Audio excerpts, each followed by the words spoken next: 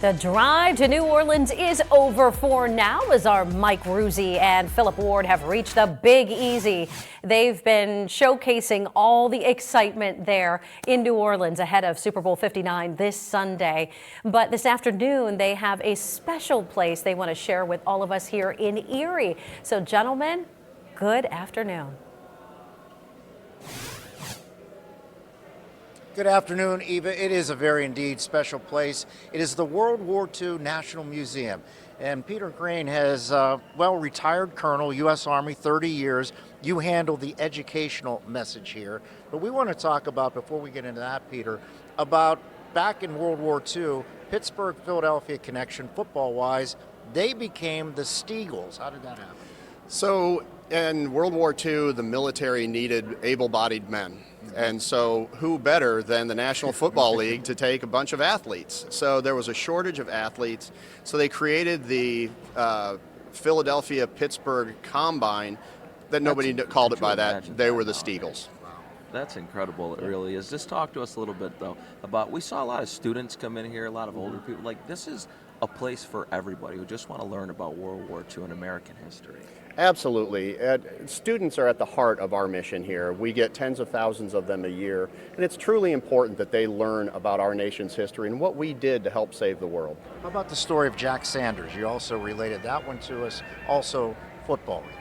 Well, Jack Sanders is another great Eagles story. He played for a season with the Eagles before going off to join the Marines.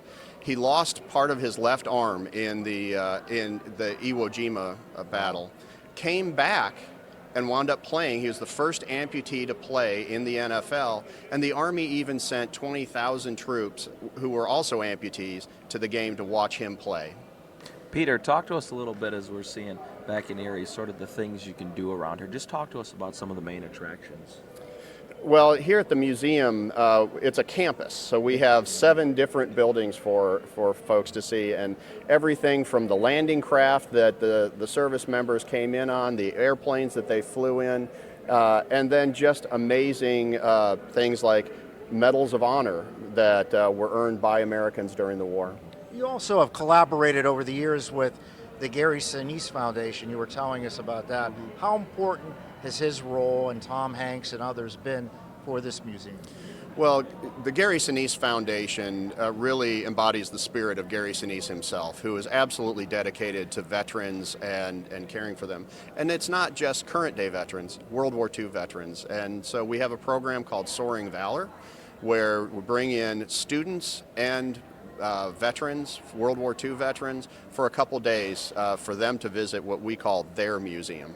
Peter, one of the things here I thought was so interesting was the voices and hearing from World War II vets. Just talk to us a little bit about what people can come and do here. Sure. Voices from the Front is a technology that we have where we took real veterans, sent them to a studio individually, and asked them 1,000 different questions. 2 days, right? 2 days to answer 1,000 questions. I wouldn't want to do that in my 50s, much less in my 90s, but about everything you can think of. And then using voice recognition software and AI, our visitors can come in and ask that veteran any question they want and get an answer. And you can have a conversation with a World War II veteran. Now, tomorrow night, you're going to have the toast of the NFL event here right across the street on campus. And you said there's going to be 2 World War II veterans? Yes, we will have 2 World War II veterans from the New Orleans area, and we're really excited about that.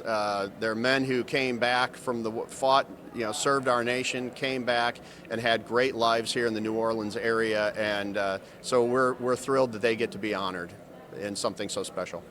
Peter, thank you so much for your time. We really do appreciate it, and thanks for showing us around today also. Thank you. It's great to have you and the folks from Erie here. And you're open almost every day of the year, right? All but 4 days of a year. We're closed on Mardi Gras, sorry. That's one of the days. All right, Eva, we're going to have much more with Peter across the board on our newscast the rest of the day. And for Phil Board, I'm Mike Ruzzi. Now back to you.